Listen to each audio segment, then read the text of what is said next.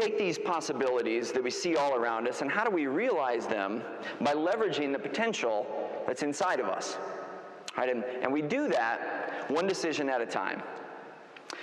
One decision about the opportunities that we invest in, one decision about the people that we choose to spend our time with, a decision about what kind of a mindset we choose to adopt, and also a decision about what kind of legacy that we want to leave.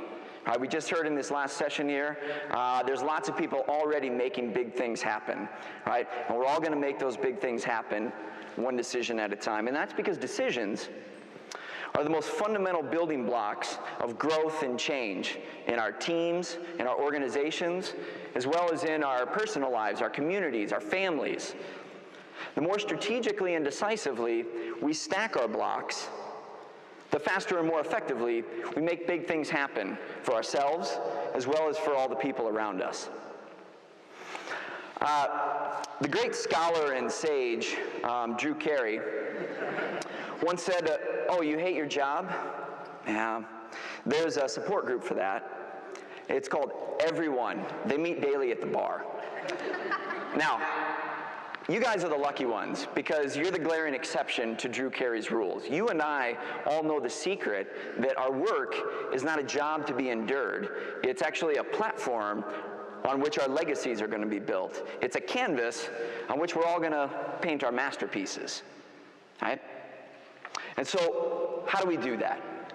Well, we do it one decision at a time. And we do this for not just today, but also for tomorrow and for the future. There's a concept in psychology called generativity. And generativity is a term coined by the German social psychologist Erik Erikson in the middle of the last century. And what generativity is really all about is the idea that at some point, every single human being is going to wake up in the middle of the night, probably in a cold sweat, and you're going to realize, someday, I'm going to die. I know, right? Wah, wah, who invited Debbie Downer here? No, the idea is that's a good thing. It's a good thing because this realization stirs up inside of us a deep desire to do something bigger than ourselves, to make something happen that outlives our physical bodies long after we're dead and gone. In the early 1950s, there was a group of people, a small group of people in Montgomery, Alabama, that had this idea to make something big happen. And what they wanted to make happen is they wanted to destroy the scourge of their generation, segregation. And they even had a plan about how they were going to do it. It was a pretty good plan, a pretty good strategy. See, they felt that the best place to start would be with the city bus system. Not only was it a bastion of segregation, it was also a huge revenue generator for the city of Montgomery. And so they felt that because most of the fare-paying riders were African American, if they could just get all the African Americans to stop riding the bus, it would put enormous financial pressure on the bus system and thereby create a huge lever for change. The challenge, however, was that up until that point, the civil rights movement was almost exclusively made up of uber-committed activists, right? Highly informed intellectuals, super energetic students, but this whole swath of people in the middle, the big group of people, the average middle-class working folks, well, they didn't really like segregation, but they also very much depended on the bus system. They depended on the buses to get to work, to take their kids to school, to have time to check their Facebook page. And so this was not only going to be a huge inconvenience for them, it was actually going to be a direct threat to their livelihood. And so it's like this group had all the dominoes lined up. They knew exactly what they wanted to do. They had a great plan in place to do it. But how do we get the dominoes to start falling? That was their challenge. And then all of a sudden, in the spring of 1955, fate seemed to smile on this small group of leaders.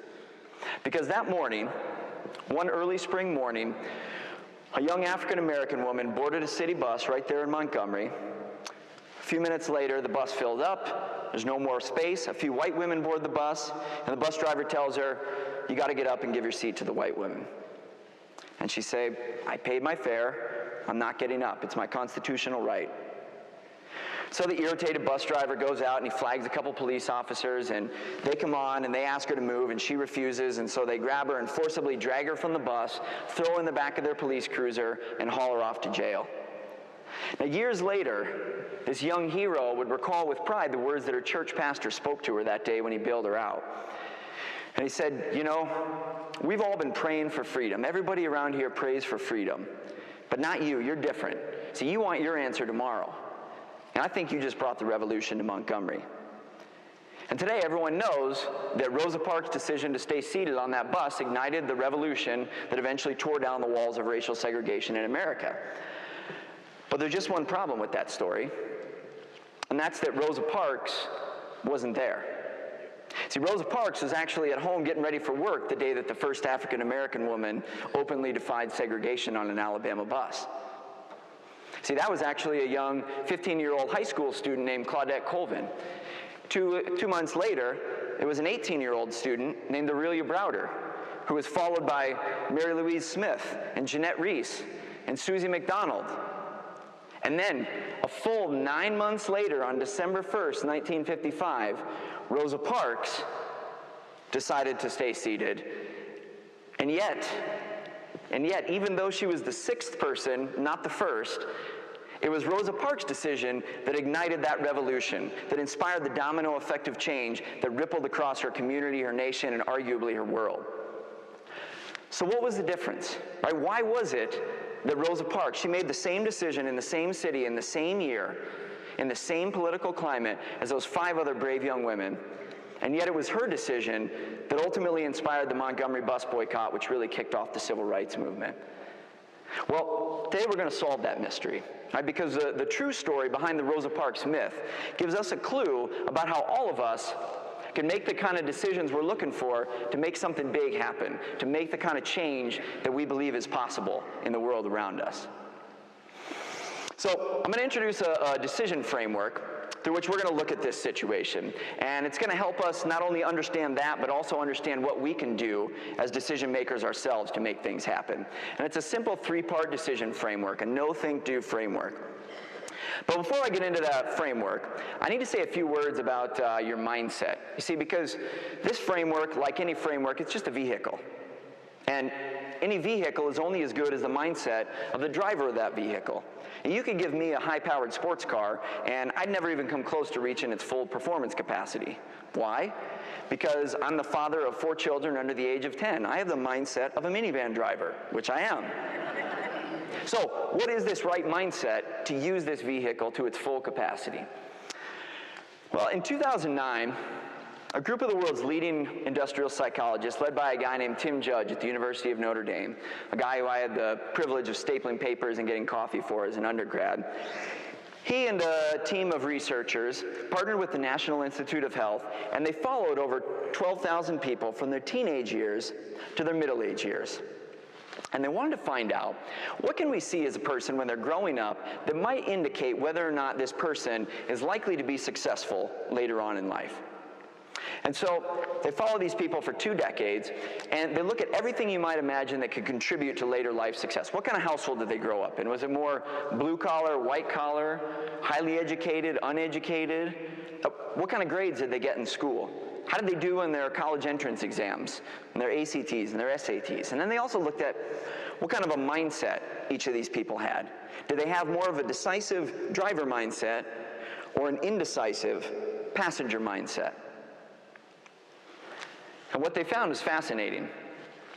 By the time they reached middle age, the sons and daughters of roofers and plumbers who didn't get such good grades in high school, frankly didn't do so hot on their college entrance exams either, but who had a decisive mindset, by the time they hit middle age, they were making an average annual income that was 30 to 60% higher than the privileged children of doctors and lawyers who got straight A's, aced their college entrance exams, but who had an indecisive passenger mindset. And you can guess the group that did better than any of them. And that was the kids that grew up with all the privileges, got the straight A's, aced their college entrance exams, and had a driver mindset. By the time they hit middle age, their annual income was 150% higher than all the other groups. So other researchers have tried to figure out, well, what is the connecting tissue here? What is the mediating variables between this simple mindset and this success, this financial success in life? And what they found is the reason why it translates into more money is because these people, these drivers, are a lot better at sales, They tend to be much better at customer service because they're advocates for their customers rather than passive order takers. Because they feel this sense of control in the events around them, they don't get nearly as stressed and burnt out. They end up liking their jobs a whole heck of a lot more than most other people. And lastly, and I think this is the kicker, lastly, they look longer and harder to find a job even when they're out of work. Now, why is that the kicker?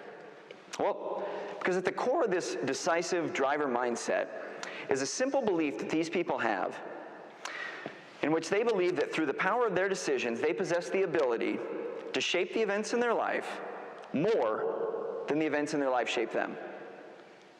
Let me say that again.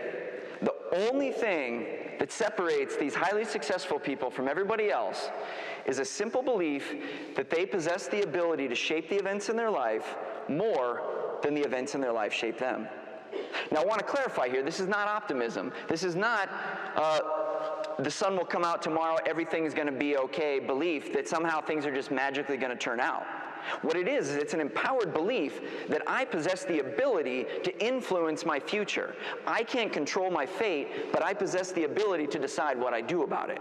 Right? And that's the kicker. Right? Drivers are more successful. They make things happen, not because everything always goes their way, but because they maintain the ability to still make decisions to shape their future. Now, I believe that every person in this room has that driver mindset somewhere deep inside. And the reason I believe that is because the Greater Omaha Chamber offered me a bonus to tell you that. No, I'm just kidding.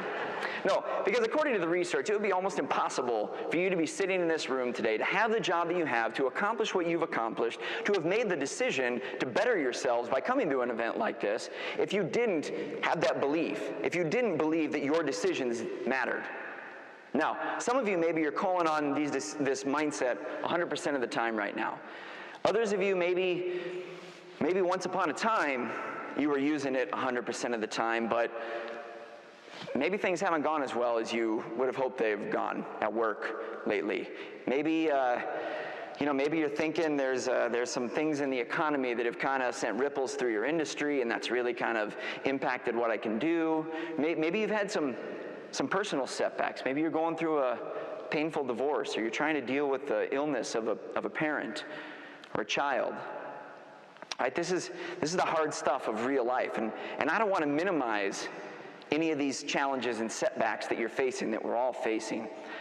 But what I do want to say is the thing that separates the drivers from everybody else is that when everybody else is sitting on their yeah but this, yeah but that, fixating on the things that they can't control, drivers are getting off their yeah buts, and they're going out and making decisions that they believe are going to shape their future.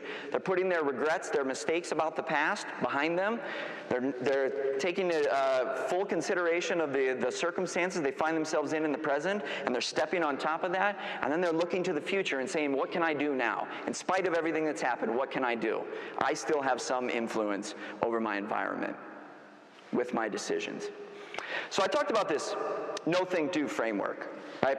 And it's about knowing what is your primary strategic direction, thinking rationally about how the options in any given decision situation align with that overarching strategic direction, and then lastly, doing something, taking all that knowledge and all those thoughts that are rattling around between your ears and actually putting them into action with a decision to do one thing, to not do another thing. Now, each part of this framework has a corresponding step in a process, a behavior that you can do every single time you make a decision all day long. And the first step in the process is to check your pulse. Check your pulse. I want to do a demonstration to see if I can illustrate this point. I'd like everybody to stand up.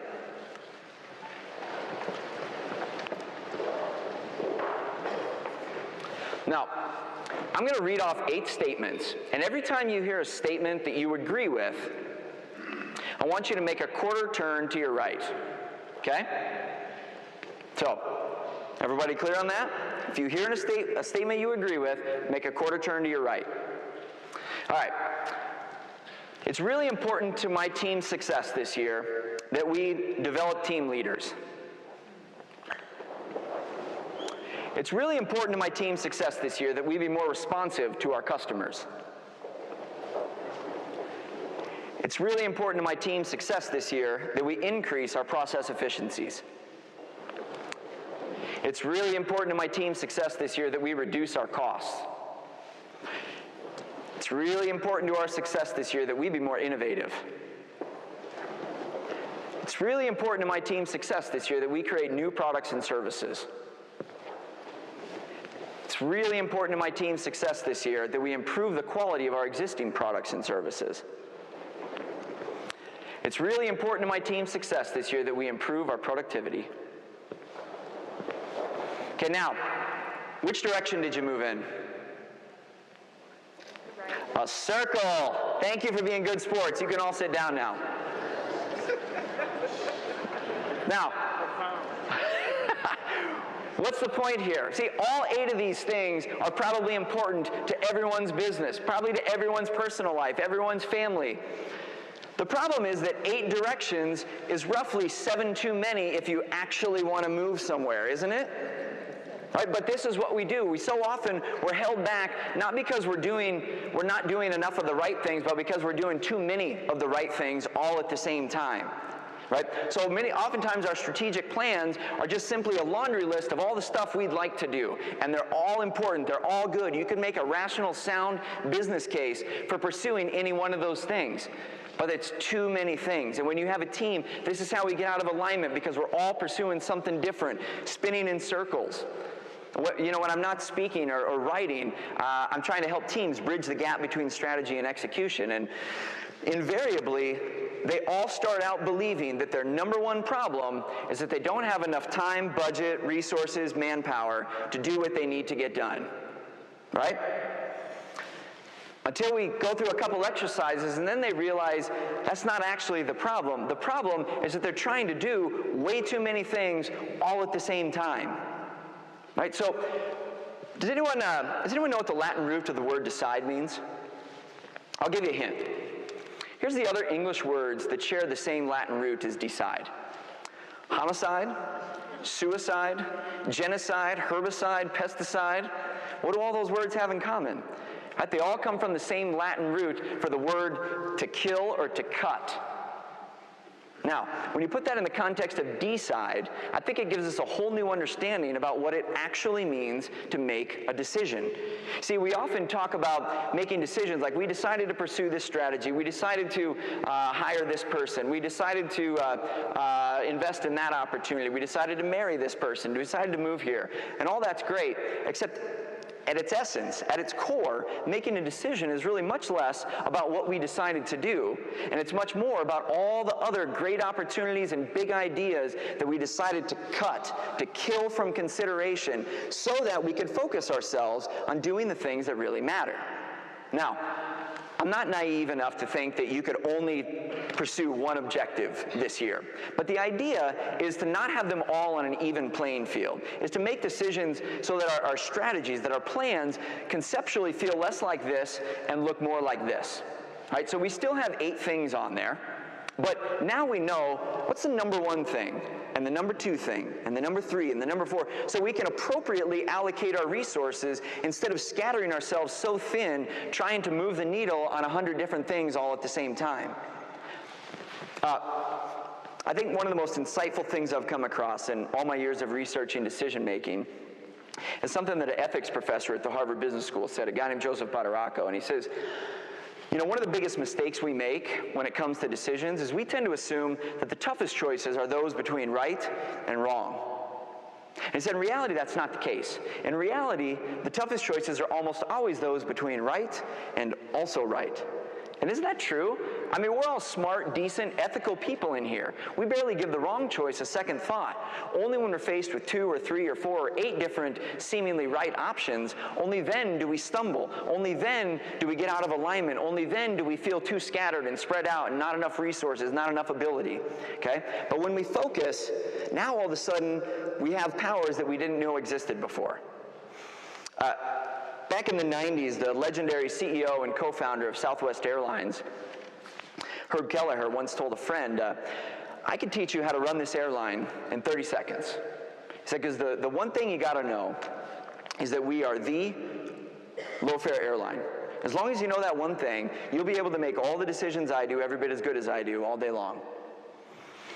And his friend looks at him a bit dubiously and says, come on, Herb. Don't you think you're oversimplifying your job as the CEO of a Fortune 500 corporation just a tiny bit? And Keller says, all right, well, let me show you how this works in practice. Let's say that Joe from marketing comes into your office, and it says, we just got the results back from the customer satisfaction survey that we did on our flight between Houston and Las Vegas. And it turns out that passengers want some food, and the thing is, Herb, all we serve is, peanuts. And so I was thinking, we could start serving a nice chicken Caesar salad. Wouldn't that satisfy our customers per their very own request? And Keller says, well, this is how you respond to Joe. You say, Joe, will serving a nice chicken Caesar salad help us to maintain our position as the unquestioned low-fare airline on the flight between Houston and Las Vegas? Because if it doesn't, we ain't serving any damn chicken salads. I think Kelleher's point here is that so often we do great cost-benefit analysis, we study the problem, we schedule infinite stakeholder conference calls, and we get all this information and input all in an attempt to solve a problem that we haven't even asked ourselves, does it align with our strategic direction? Right? So we end up successfully implementing the right solution to the wrong problem. Has that ever happened to anybody? Maybe? All right. So the solution to this is we have to get crystal clear on what is our decision pulse, right? And I like this terminology, the pulse, because everybody in here has a pulse. Or at least they did before I started talking. But mine is going to be different than yours, which is different than yours and different than yours. It's all going to be unique, right? Because that's the whole point of a pulse, is what is it that makes us uniquely valuable, right? What is our core of our success factor? Right? What is the thing that we need to protect at all costs, because that is sort of the platform for everything that we're going to do. What is that decision pulse? And then everything else trickles out from that. And once you define that thing, now you have the foundation for every decision that you're going to make and all the people on your team are going to make, so that we can be sure that they're all in alignment. So the next step in the process, after you check your pulse, you find your pulse and then you check it every time. And after you check it, you have to do what I call consulting an anti-you. A while back, my wife and I moved from San Diego to Minneapolis. And in a span of about 3 months, we moved across country. We bought our first home, which we had no furniture for, so we had to furnish it all. Our first child was born, a beautiful baby boy named Ruben, who slept an average of 27 minutes a night the first 6 months he was alive. And in the midst of all this, I was fortunate enough to get my first book deal. So I had submitted an outline, and Simon & Schuster said, that looks great. Now you have 6 months to turn this outline into a 250-page book, which I'd never done before. So all these things independently, brilliant life experiences, right? Okay, all put into a span of 3 months.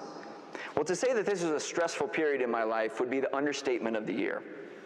So I did what all good, red-blooded American consumers know is the best way to cure stress. I went shopping. Well, I didn't just buy a new pair of shoes or a new pair of jeans or a hat or something. I bought this. This here is an RV, my RV to be specific. And this was a colossally bad decision on a number of levels, not the least of which, because I'd never driven an RV before in my entire life. Because we lived in the city of Minneapolis, where there's no place to park a 31.5-foot anything. But the biggest reason why this was a bad decision is because it moved me in the exact opposite direction of my personal decision pulse. See, just like every team and an organization has a pulse, so do we as individuals for our lives. And the screwy thing is, I knew at the time that my personal decision pulse was freedom. I care more about my freedom than I do money, achievement, power, anything. I want my freedom.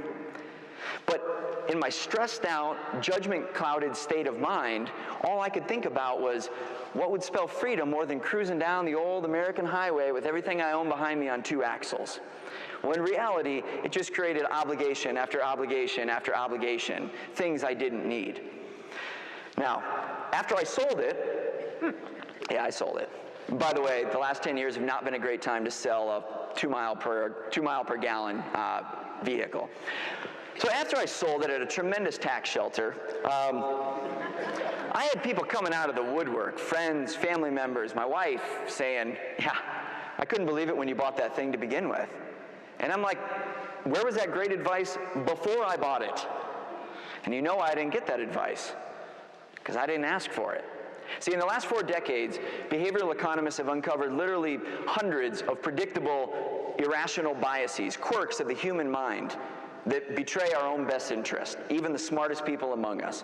But psychologists have also discovered that there's about 5 or 6 very empirically validated, predictable ways of moving us from system 1, irrational, illogical, emotional thinking, to system 2, rational, logical, calculating thinking. Right? And they're things like consider the opposite. Get an outsider's perspective. Pretend that a friend came to you with a decision. What advice would you give them? And I've just thrown them all into a catch-all term that I simply call consult an anti-you. And all that really means is before you make a decision, after you're clear about what it is you're trying to do, what your pulse is, simply ask one other person, how do you see the situation?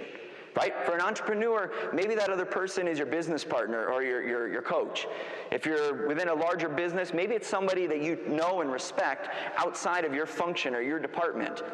As one of my clients, a big banking executive, told me, you know, it's amazing how many problems could be avoided by simply asking one other person about the upstream and downstream implications of this situation before they make the decision. Just one other person. And I found that to be true personally, professionally, in a business context, everywhere. So simply ask somebody who's not you. It doesn't even have to be somebody who's smarter than you, because God knows for some of us it's really hard to find somebody smarter than us. Just has to be somebody that's not bringing your emotions and your biases into the situation. So, you check your pulse, you consult an anti-you. The last step in the process is to be a driver. To be a driver. Now, there's a reason why I say be a driver instead of be decisive or make a decision.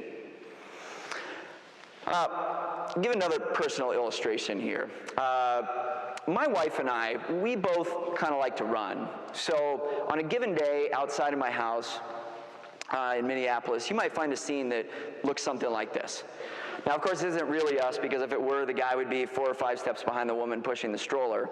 And it's also not us because, as you can see, this is a bright, sunny day, and I said I live in a place called Minneapolis, which a lot of people don't know is actually an ancient Native American word that means you got to be kidding me with this weather. So we get about 6 days a year that look like this. So more often than not, outside of my house, you're going to find a scene that looks something more like this. Okay? Now, a couple things I want to point out about this picture. You'll notice the woman her big smile is now turned into a grimace. It's cold, it's snowing, there's a bitter wind, and the biggest thing I want to point out about that picture is you'll notice that she's by herself. And that's because on a day that looks like this outside, you're going to find me looking more like that guy. And that's because even though in good times, on sunny days, I kind of resemble my wife in that I sort of like to run. Feel like going and stretching my legs, getting some fresh air. But anytime the weather's a little bit inclement, I'm more likely to be looking out the window and saying, I wonder if I'm going to run today. In the meantime, I think I'm going to go put my feet up and grab a beer and think about it. My wife, on the other hand, is different. My wife isn't somebody who likes to run. She is a runner. And that makes all the difference in the world. She never asks the question, if I'm going to run today. It's only, when am I going to run today? 20 degrees below zero, 8 months pregnant, doesn't matter. When am I going to run today? Right? And that is a huge difference over time in how she's completed many marathons, and I've never completed one. Right? I like to run, I am a runner. Now, in 2007, psychologists at the University of Missouri wanted to take a look at how much this factor really matters. And so what they did is they gathered a group of college freshmen, a big group of college freshmen, and they asked them to write down their goals. Well, what do you want to get accomplished here in the next 4 years? And so they wrote down typical college freshman goals. I want to get good grades. I want to find a boyfriend. I want to become a healthier eater, right? And then write down all their goals. And then they sent them on their way. And they brought in another group, and they also had them write down their goals. But instead of sending them on their way after writing down their goals, they just had to make one tweak to their goals. They had them take their goals and turn them into I am statements. So instead of I want to get good grades, they turned it into I am a good grade getter. I am a boyfriend finder. I am a healthy eater. And then they sent them on their way. And they didn't talk to them again for 3.5 years. Senior year, they bring them all back. And what they found is that the second group, who did the I am statement, still couldn't hardly remember their goals any better than the first group, but in most cases they had either met or far exceeded their goals compared to the first group. Now why is that? Why is it that simple Well, the researchers chalk it up to the fact that when we set a goal, it's something outside of us. It's abstract, it's future, it's hypothetical.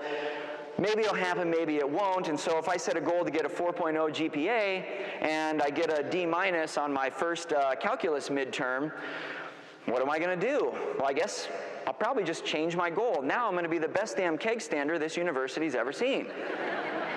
Right? But when you say, I am something, you own it as part of your identity. I am a good grade getter. I am a driver. I am a decisive person. Good times, bad times, down economy, up economy, peaks, valleys, doesn't matter. It's just who I am. And we have to own this as part of our identity, or it's not going to work. So what I want you to do right now is turn to the person next to you and say, I'm a driver. Go ahead. I didn't see everybody say it. I want to hear everybody say it. I am a driver. All right. Now, who felt totally ridiculous and corny saying that? Go ahead. Saying that out loud. I get it. I totally get it. It's silly. It's commonsensical. It's kind of like, well, I'm above that, right? But I promise you, it works. Not long ago, I was talking to an audience like this, and there was a guy in there who had been an airline CFO for many years, and then he had quit that, and he decided he wanted to try his hand at entrepreneurship. So about 8 years before, he had started up a couple of he had bought a franchise, that didn't work. He had joined another startup, that didn't work. And so at the time he was in my audience, he had been looking for a new CFO position for about 18 months with no success. And after my talk, he asked me if we could get together and have coffee the next time I was in town. And I said, sure, that'd be great. And when we got together and had coffee, he tells me that he did what I'm going to recommend all of you do, and not just say, I am a driver, but write it on a sticky note and put it on your bathroom mirror, someplace where you have to see it twice a day so that it sinks into your consciousness. And he did that. He wrote, I am a driver, put it on a sticky note, and despite the ridicule from his wife made fun of him. Hey, everybody, look at me, I am a driver, right? Just like my wife would do. In spite of the ridicule, he did that. And we talk, and he's telling me how things are going, etc. And after our coffee conversation, we get connected on LinkedIn. About a month later, I see in my network updates, this guy's got a job. He's now, still today, the CFO of a regional airline outside of Miami. Now, do I really believe that the only reason this guy got a job is because he wrote I am a driver on a sticky note and put it on his bathroom mirror? Of course I do. No, I'm just kidding. No, the reality is, if you're incompetent, being decisively incompetent is not going to help. I'm sorry. I can't fix that. Okay? But he had all the right skills and abilities and experience that he needed to land a good job. Same as all of you. You have all the right skills and abilities and experience to make your it, whatever that it is, happen. Now, the difference is, do I believe that owning this idea that he's the kind of person that takes clear and decisive action all day, every day, accelerated the process of him finding a job? Absolutely. Absolutely. And it's the same for all of us, because oftentimes we're operating with one hand tied behind our back because we're too afraid to make a decision. We come up with all the reasons why it's not our decision, why I can't make it, why I don't have enough information, and so all of our skills and abilities are not actually being put onto the playing field. We're holding back. And so we got to own this idea that we are drivers, that what the choices we make actually matter if we make them. Not just talk about them, not just research them, but actually make the decision to do this and to not do this. So, how does this all tie back to Rosa Parks? Well, Rosa Parks followed these same 3 steps. She checked her pulse, consulted an anti-U, and was a driver. Months before she got arrested, before that day in December when she got arrested, she had struck up a friendship with a young lawyer, a new first-year lawyer named Fred Gray. And even though she was twice his age, they struck up a friendship and they started sharing lunches together. They found out that they had a lot of similar passions, even though they came from 2 very different worlds. And so they started talking, and they would talk about life and work, but more than anything, what they talked about was the fact that the Brown v. Board of Education ruling had happened over a year ago, and they looked around and said, nothing's really changing. Nothing's really happening. And so they the question they kept coming back to is, what can a middle-aged seamstress and a first-year lawyer with no clients and no money do to make something happen here? And so they talked about it, and they started looking at the situation, and they saw that, you know, these 5 other brave young women defying segregation, well, that wasn't mobilizing people. And so defiance alone wasn't going to get the job done. And so they talked about it some more, and then they started thinking, well, what if it's not the defiant act that's failing to mobilize people? What if it's the actor, or the kind of person that's committing the act? And so they started thinking about, well, what if the person that did that refused to give up their seat on a bus, what if that person, was the kind of person that could keep their composure in spite of being publicly shamed and humiliated on the bus and all the way to the police station? And what if that person just looked like an innocent, decent, respectable, upstanding citizen who could be your next door neighbor, or your coworker, or your local librarian? And what if, in addition to all those things, this person also had the courage and the fortitude to see through what would inevitably be a long and drawn-out, very public court battle that would expose them to all kinds of intimidation and public scrutiny, serious threats to their physical safety? And when they started putting all these pieces together, the composite picture that emerged looked a lot like Rosa. And see, that was the thing. That's what they discovered, is that Rosa Parks' decision pulse, the thing that made her special, uniquely valuable to the movement, was her ordinariness. She knew she wasn't a gifted orator. She knew she didn't have a lot of money. She knew she didn't have an Ivy League pedigree or powerful friends in Congress. But what she did have was the fact that she could pass for your kid's Sunday school teacher. And with that ability, with that fact in mind, she had the power to brand an unforgettable image in the minds of the conscience of the nation, of a sweet, dignified, quiet, middle-aged lady being hauled off to jail like a common street thug. Right? Her pulse was her ordinariness. Now, the second thing is she also had an anti-you in Fred Gray. So even though they shared a common vision, her and Fred had 2 very different vantage points, right? The middle-aged seamstress, the 24-year-old attorney, came from 2 very different perspectives, but they all shared a common vision. And so they were able to complement and leverage one another and check each other's thinking. She could commit the act, he could fight the case, and together they were an unstoppable force. And then finally, the last thing is, in addition to this outward appearance of a quiet, dignified, respectable middle-aged lady, underneath all that was the soul of a fierce and courageous driver. Was the kind of person who could look in the mirror and say, I'm afraid. I'm afraid to put a target on my back. I don't know how this is all going to work out. I have no idea what's going to happen. And yes, every day I wonder, I doubt, maybe I'm too ordinary to make something extraordinary happen. But what I do know, at the very core of my being, with absolute 100% certainty, is that I have the ability, and I have the right, and I have the power to make all the decisions in front of me that are put my way every single day. And with that ability, because I am a driver, I can transform my fear into focus. I can transform my doubt into determination. I can transform a tragic problem into a legacy-shaping opportunity. And so I want each and every person in this room, from this day forward, if you catch yourself thinking, I'm not sure if it's really possible for an ordinary person to make decisions that are going to inspire a domino effect of change that ripples across our community, our world, I want you to remember this moment. I want you to remember it's been done before. Thanks so much. Go make it happen.